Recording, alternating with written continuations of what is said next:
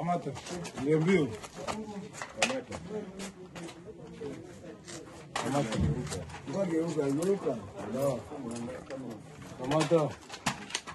La ville de Bukavu paralysée. 1500 M23 aux arrêts. La cité de Paul Kagame. L'arrivée du président d'Israël. Un coup fatal contre Paul Kagame. Le Burundi ainsi que le Wazalendo viennent de surprendre les Tuanarero et Red Tabara, un mouvement pro-rwandais à Uvira, Ninezali Kolekana, Mbote Nabainoba Congolais de partout et surtout Bino Balandi. Il y a chaîne Nabiso, Tozalina SMO, Koya ko partager et le monde Nabino les actualités. Yamboka Congo, Mboka Nabino, Mboka Nabiso, Bandeko ba Congolais, Awa Tokosolo Nabino Koyoka, la détermination ya Mokonza Mboka, Félix Antoine Tshisekedi Tshilombo, pour clouer, Bandeko, ko clouer Oto Koloba, ezalinde ko clouer les Européens. Bandeko ba Congolais Tokosolo la Awa na katia émission, vous allez comprendre que Nini Mokonza Mboka azali kosala en ce moment. Je pense que Bouti Kolanda, Willy Ngoma, Ndengia Bimaki, na média, Soroyoki Willy Ngoma Bimi, aye ko appuyer les déclarations de Paul Kagame. Paul Kagame oyalela ki na Rwanda boyoka ki kolela ya Kagame. Oyalobaki ke les accords de Washington etondi na malhonnêteté na magui. Mais kasi na kati ya émission bandeko ba Congolais. Nous allons vous démontrer comment on a tous les plans de l'ennemi bandeko ba Congolais na échec total. Voilà, tous allez déjà commencer par aimer notre émission, ainsi de partager les liens pour que bandeko ba Congolais partout ba yebapé aux allez kolekana République démocratique du Congo. Bandeko, voilà. La ville de Bukavu paralysée. Qu'est-ce qui se passe? Le M23 dans le moment où Tokobeta ba Congolais masolo batikali a Otokolo bakaka oyo ba vandi. Mais les Wazalendo en ce moment ils sont presque partout.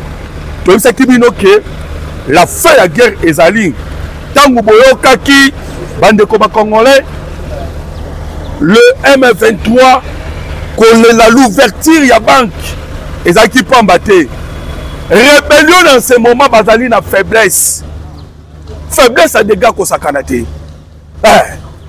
faiblesse au ba komi nango parce que les Wazalendo sans cesse ils tournent tout autour ya ville ya Bukavu oyebi soko ozali na niveau ya Uvira ozali ko kende vers Bukavu ou bien ceux qui outi na Shabunda to na Mwenga bandeko avant koma Bukavu il faut koma par Ndimbira et Ndimbira o boyokaki ba Rwanda bazutaki kokota o esali ke lelo yo le général Pacifique Masuzu aux arrêts pourquoi parce que bandeko ti a to kobeta bino masolo bazali ko interroger ye pour na chute ya Dimbira. Dimbira est tout proche na Bukavu bandeko ba Congolais. Mais autre que dans moment oyo n'est plus contrôlé par le M23.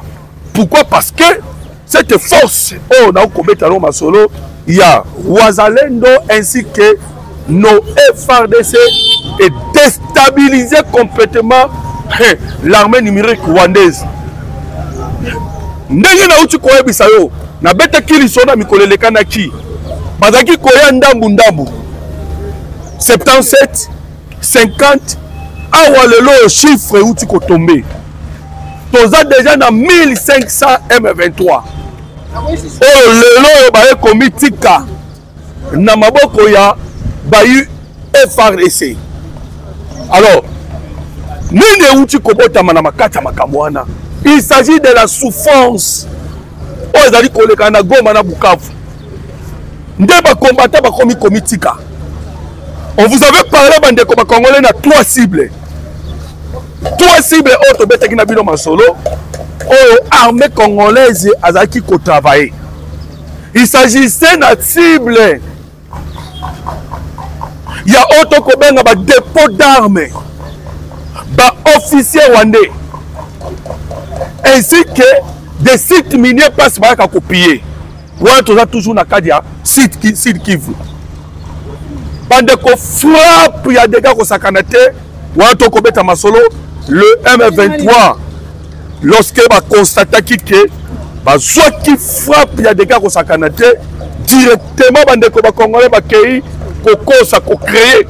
Vous savez l'armée rwandaise ne bazakana fabrication ya ba mensonge.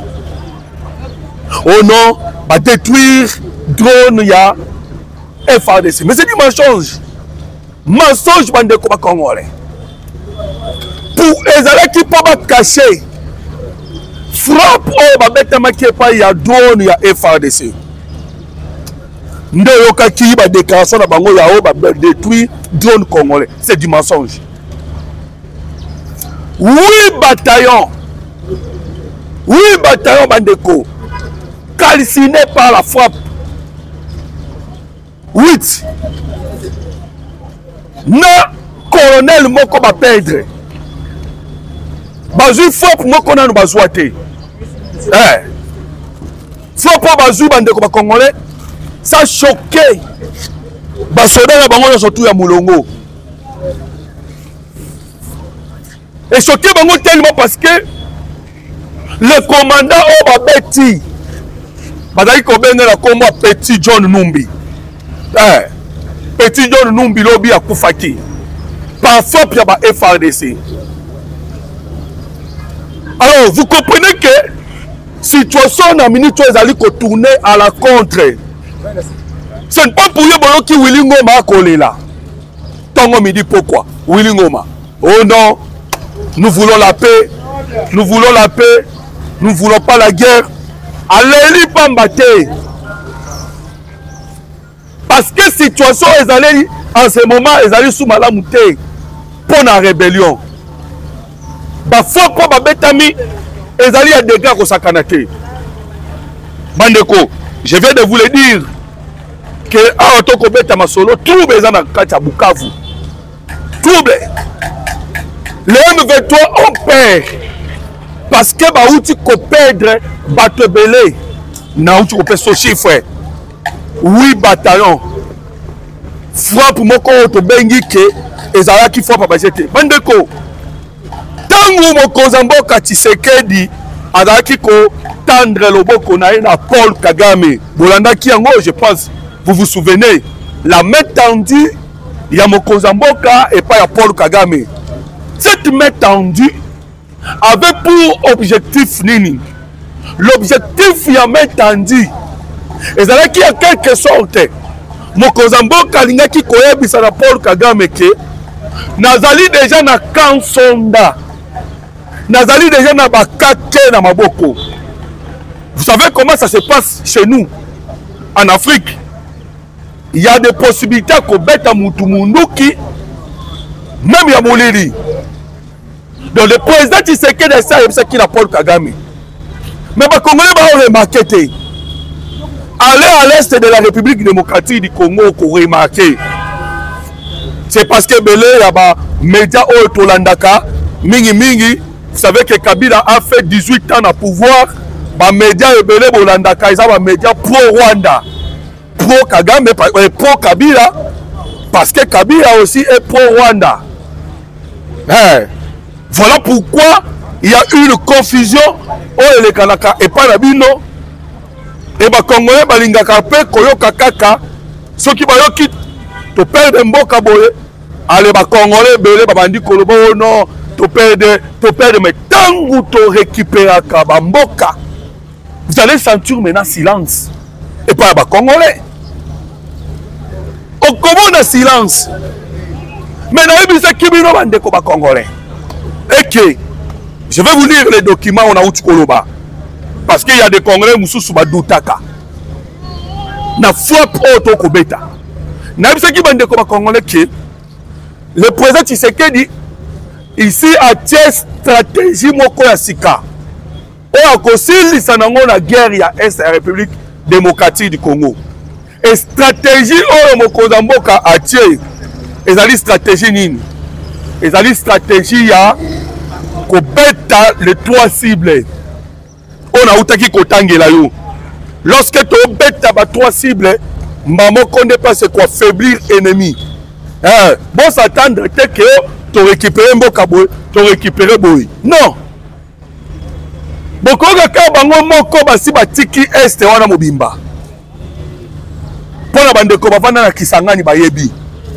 Ceux qui bozali awa na kata media le monde biso manifestez par vos commentaires.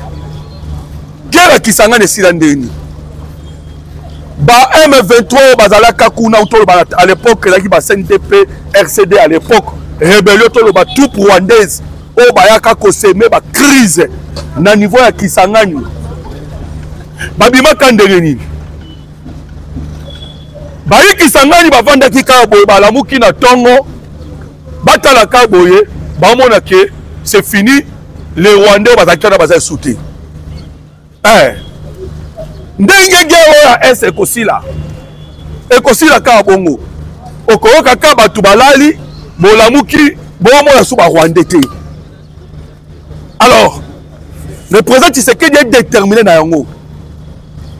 Voilà pourquoi je vous ai parlé na coup fatal bandeko Tshisekedi akobeta ba kansonda akobeta ba coup fatal parce que touti ko beta coup fatal na nzela ya drone CH4 auto ko beta le petit John Numbi to petit oui bataillon awa sikoyo bandeko ba Congolais to uti su ko beta Paul Kagame coup fatal wana na koloba ezali boyeyi ya président Isaac bandeko ba Congolais ebele bazali ko commenter na ba réseaux sociaux to landi bango oh non Isaac wana zanani Isaac Herzog je pense que mon angwana président ya Israël Azanani c'est un président protocolaire voilà ba commentaire ya ba Congolais na ba Rwandais azana rôle ni a jouer na mboka Congo rôle les athées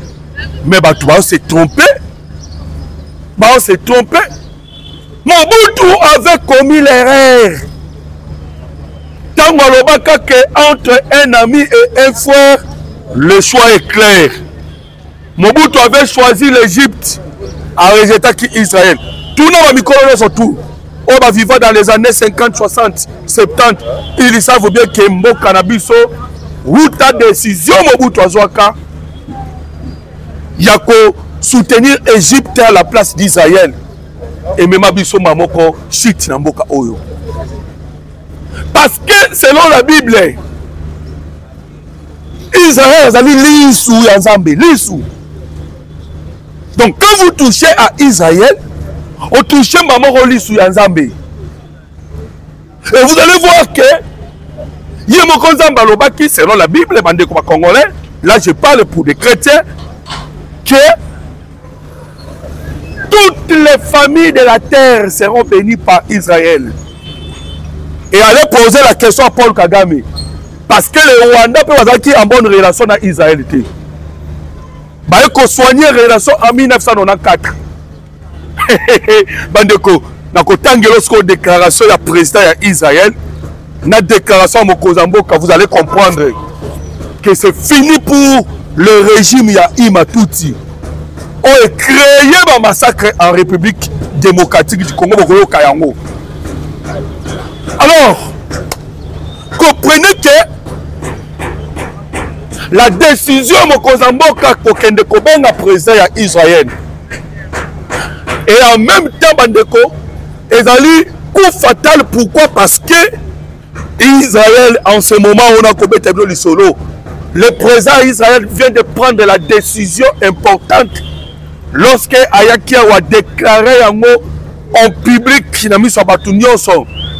Bolongola, attention pour Israël, parce que vous donnez beaucoup d'attention sur Israël, mais vous ne regardez pas la République démocratique du Congo. Bandeko, je ne sais pas si vous comprenez. Bolongola, attention, Nyon Sobozanango, Boyape Kocha sur la République démocratique du Congo. Mais Bandeko, Israël n'a République démocratique du Congo. Bali Ezali, allez lire la Bible. La République démocratique du Congo est un pays où ils allaient passer par le fleuve. Et selon l'Américain William Branham, parce qu'il est considéré là-bas comme un savant, mais c'est un prophète. Il y a le bas qui épouse ya Christ, épouse ya Kolo Yesu Christo. À Kouta na Israël, à Outa na Congo. Majorité. Et vous allez voir que c'est ce qui est aussi vrai. Et au Congo, la République démocratique du Congo est un pays prophétique. Parce qu'on parle d'un pays où on a traversé par le fleuve. Mais là, le problème est la RDC avec le président Tshisekedi, c'est comme le deuxième pays après les États-Unis d'Amérique. On reconnaîtra capitale. Il y a Jérusalem, mais la capitale, il y a Israël. Voilà pourquoi maintenant, beaucoup de monde, Israël, bango pe na part na bango, veulent maintenant nous servir. Yoka Siko Bandeko, je vais vous dire quelque chose encore de plus important. Relation à Israël, na Rwanda, et qui basée na Nini. Relation à Israël, na Rwanda, et qui basée par la technologie, la formation de la police, la formation de l'armée rwandaise, le renseignement, ainsi que le cybersécurité. Bandeko. Et je vous avais dit cela, Namikole le Kanaki, et que l'issue au Bokomona ba téléphone, l'issue au Bokomona Bandeko Congolais, fabriqué en Israël. Et pour qu'Israël a fabriqué l'issue, les minéraux venaient au Congo. Tu sais qui est ici Paul Kagame Maëli? Ah, maintenant le président de la République n'a rencontré Tango Kutanaki na Isaac. Na sorti Mokozambo Kalobi, nous sommes très contents parce que Israël a andimi lelo oyo aya kosomba minéraux congolais par la grande porte. Israël a acheté les minéraux par la petite porte, par le Rwanda. Mais où maintenant, le président Tshisekedi a pris la décision à cause de la paix, la guerre diplomatique avec le Rwanda. Aujourd'hui, l'Israël a animé maintenant soit Kosomba, minéraux na grande porte. Et Balamoko a autant solo, coup fatal. Les États-Unis d'Amérique, Andimi Kosomba, na grande porte. Israël, Andimi Kosomba, na grande porte. Et Tigalika Rabanani, ben européen. Et Tigalika ben européen. Pensez-vous maintenant que ben européen, Bazali na capacité à causer la face, non ben américain, les européens. Bagosa la face, non, Israël et États-Unis d'Amérique. Voilà pourquoi on vous a parlé de la victoire au Tokozwa, bande de Congolais. en ce moment au niveau de l'Est de la République démocratique du Congo. La victoire est parce que tu sais déjà que Namaboko, la République démocratique du Congo, nous avons déjà possédé Namaboko Rabiso, les renseignements, il y a Hezbollah. Par renseignement, il y a KGB. Par renseignement, il y a Mossad. Par renseignement, il y a CIA. On a déjà prouvé. Bande Koza ya kobeta masolo te. Ils ont déjà prouvé. Parce que renseignement, il y a CIA. Je vous ai parlé, il y a une émission le canard.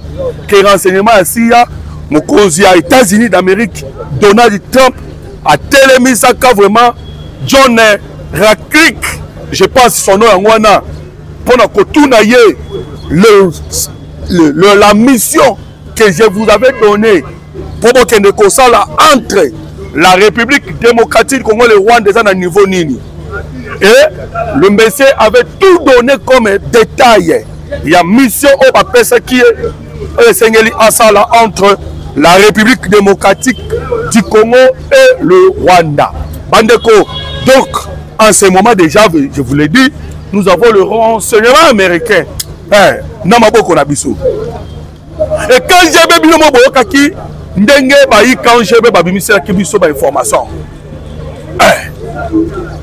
Donc, alors déjà, tu as information, tu as déjà un renseignement, collaboration. Tellement que la guerre en République démocratique du Congo, les acquis profonds des dégâts au Sakanate. Guerre les acquis profonds. Alors, le président Tshisekedi c'est un gars qui vraiment atteint des Kamakasi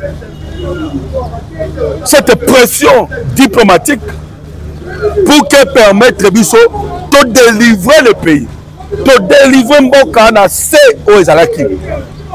Et aujourd'hui nous avons les victoires. Alors Bandeko, comme maintenant nous les solo Bandeko Congolais, il y a Makambo Ezolekana en ce moment na niveau à Uvira Fizi. Tout maintenant nous solo parce que dans la déclaration est belé auto comme on a dans les réseaux sociaux. Déclaration n'est pas banani et pas bayi Rwanda.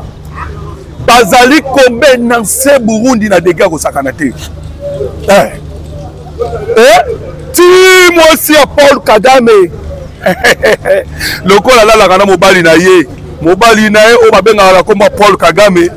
Moi aussi à Paul Kagame na kombo à Jeannette abimi liboso à tribune o banya Rwanda banya Mulengi. O na bosani, obosanité. Bino bokanisa ka Congo. Banda tongo ti pourquoi bokanisa ka Congo. Donc awo to ko bana bino bande ko ba Congolais tellement qu'ils ont échoué. Na ko beta bino lisolo wana. Parce que la RDC vient de rejeter encore le 14e accord au Ekomami na Bayi Qatar. Bande ko to ko benga Qatar, bango va travailler kailongo na bisoté. Nous venons de rejeter encore le 14e na Robetelo Soloana. Mais au Canada, nous avons makamwe kolekana mwenga Uvira Fizi. Shabunda. Oh yo ki lelo komi chemin cheval de bataille na bango. Oh Rwanda komi kocha misunaye. Le problème est que ils ont tellement échoué. Pour bakota na Grand Katanga. Oyokaki lobiawa ndenge les avions de chasse ezalaki kotambola likolo ya Shabunda mobimba. Je pense que bolandaki parce que bato Moïse Katumbi basali déclaration pour na koloba que oh non, vous êtes en train de violer l'espace aérien. Il y a Kashobwe, donc Kashobwe comme un pays patrouille aérienne ezalaki na pambaté parce que nani mais c'est le général Edi Kapen a outi ko koma livre bande ko livre on est déjà en ligne et parce qu'il y a ça que la sécurité du Grand Katanga est la sécurité presque à Congo mobimba banguna Congo nous surtout awa to ko beta bino masolo miso na bango so na Grand Katanga mais bande ko qu'est-ce qui se passe na Grand Katanga auto ko beta na bino masolo Vous devez savoir que Naga Katanga, le président Tshisekedi a tchaki mayele nyo surtout mobimba. Parce que même Paul Kagame, bangouna surtout au Congo, vision na bango zaki Grand Katanga. Le président tchaki mayele nyo so. Même force sud-africaine. Oh ba kitaki na niveau ya est. Il y a la République démocratique du Congo, bango misusu, mwanda mwa équipe et yaki bandeko ba congolais na Katanga. Et maintenant la Grand Katanga on a sous contrôle. Il y a Edi Kapen, bandeko ba congolais, de forces spéciales na biso bazawana. Pour le contrôle, pour la sécurité. Il y a Grand Katanga. Maintenant, Paul Kagame qui voulait maintenant entrer, qu'on a sécurisé en Obisomoko. Maintenant, nous avons pris moins d'affiches Ouvira. Et puis, Chabunda. Bamboka, on est surtout dans le Kotangela. Les alliés Bamboka, les alliés proches de Grand Katanga, proches de Maniema. Et c'est là où tu as dit que la Moussala ya Malonga n'a pas force ya Burundi. Voilà pourquoi bon mon qui dernièrement awa déploiement au Salamaki et longo au toaki kobakisa deux brigades spéciales au taki Burundi et kokota milelo na milelo jusqu'au point que moi si à Paul Kagame peut aller lire. Alors bande de Congolais, vous comprenez que la situation tous allez commettre à Wilo Masolo est allée très au sérieux. Le président Tshisekedi a tellement de vision et que a sécurisé la toute partie où on a commettre à Wilo Masolo, Yamwenga, Uvira ainsi que Fizi. Donc on a commettre à Wilo Masolo, Paul Kagame a un chaos. Alors on a commettre Kolanda lobby. Patrick Mouyaya. Maloba Patrick Mouyaya o Pessi Liboma directement. Nabandeko o toko benga ba Rwandais. Maloba Mouyaya. Mouyaya lobi bo le président de la République. Félix Antoine Tshisekedi Tshilombo lobi pas question. Il y a signature, il y a accord de Washington sans que le militaire rwandais va se retirer dans le sol congolais. Alors, il faut comprendre que Maloba Patrick Mouyaya yebisi ba Qatar. Ayebisi pe ba français. Pourquoi? Parce que ba français balingi kokota na grande porte. Je pense que bolanda ka mokonza mboka tango azali koyebisa bango na niveau ya Europe. La fois dernière azalaka na Belgique. Ayebisa ki bango pourquoi ne voulez-vous pas entrer par la grande porte? Pourquoi vous préférez toujours petite porte? Le président de la République a mis en garde. Beaucoup par la grande porte. Et l'Europe, le Qatar, vous voyez que le Qatar, Yewanande Azali, Mamaya Otokobenga Bandeko Congolais, Mamaya administration parallèle en Afrique. C'est le Qatar et le Kenya. 14 accords. 14 accords au Bakomi. Boé. Et c'est le Qatar. Nous sommes à 14 on est surtout Bakomi. Et ça a un mixage, un brassage. 14 nous sommes à Bakomi.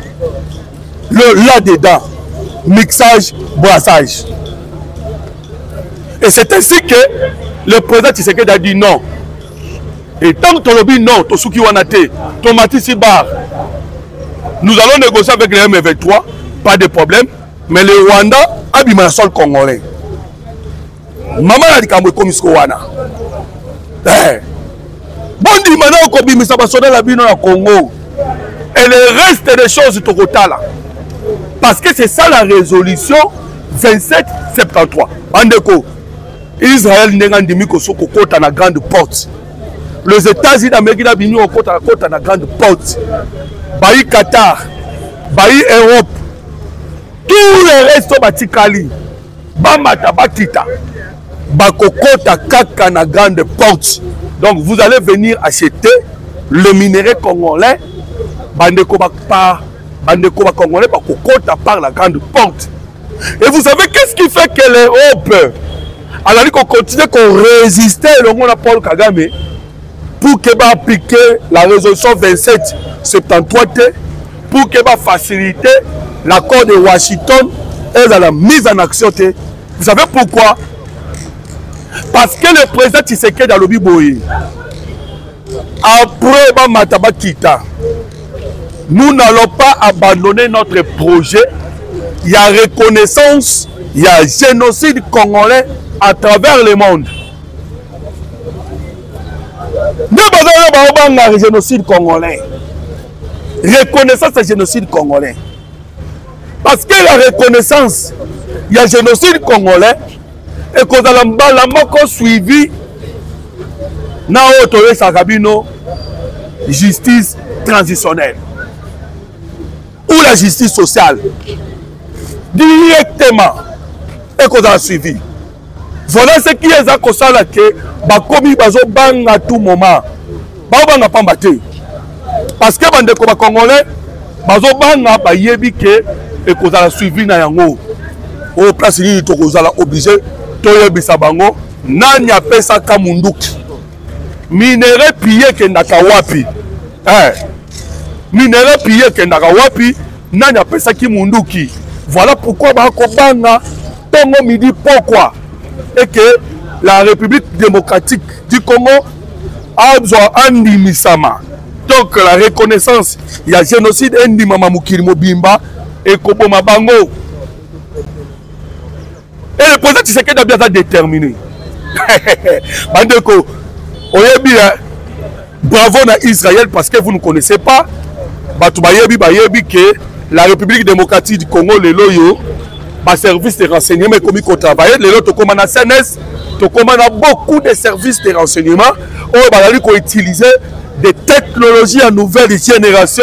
Et c'est la grâce à Neutiwapi et Utina Makasa Mokozamboka. Il y a Kotambo la Peko Solola. Nabamboka Minene Ndetiba Israël. Les loyaux Israël Platali Kosungabiso. Alors, on est Congolais.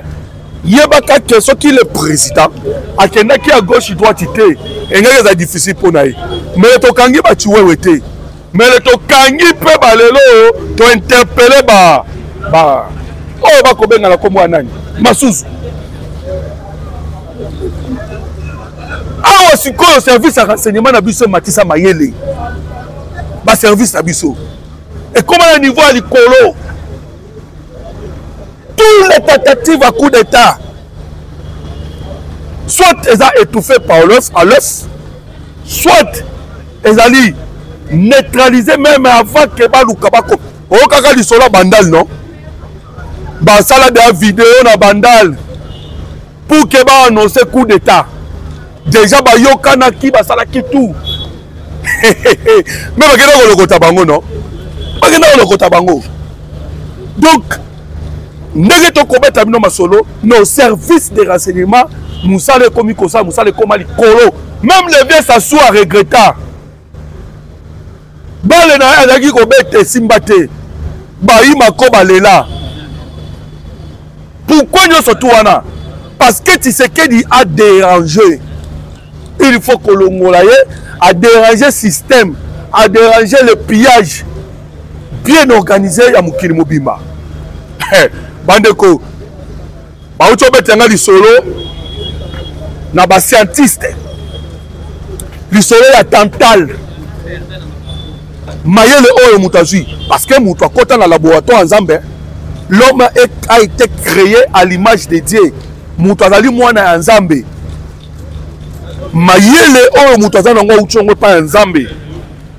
Alors, grâce à Tantal, Tantal aux Alika dans la République démocratique du Congo a une grande pourcentage, près de 70.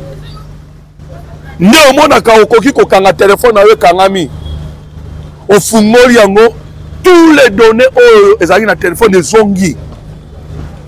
C'est grâce à un matériel ou bien minéré ou bien la Congo Tantal. Et c'est comme ça la Moussaka, homme de personnes. Nengola la Golamuki, c'est que ça la Muka. Tellement l'homme aussi a eu l'intelligence. Oh, Zamba Pesaye, a sali recherche, avec retrouver Tantal. na retrouver ngongo wapi na République démocratique du Congo. Bande kota la richesse. Et aujourd'hui, aucun téléphone na mukili mobimba ezangi tantal. Et c'est pour comprendre que monde mobimba baza na RDC na ba poche na bango. Un pays puissant. C'est ainsi que Oki Mundela Kobanga, tous cette indépendance. Indépendance, tous voyons Bazo Banga. Bazo Banga, Bandeko Congolais. Alors, numéro de téléphone sur le plus 243 89 40 330 80. Plus 243 89 40 330 80. Bon aimer émission Nabiso et pour partager yango partout. Pour que bandeko ba Congolais nyonso ya partout ba yebapé makambo zali kolekana na République démocratique du Congo mboka na bino mboka na biso.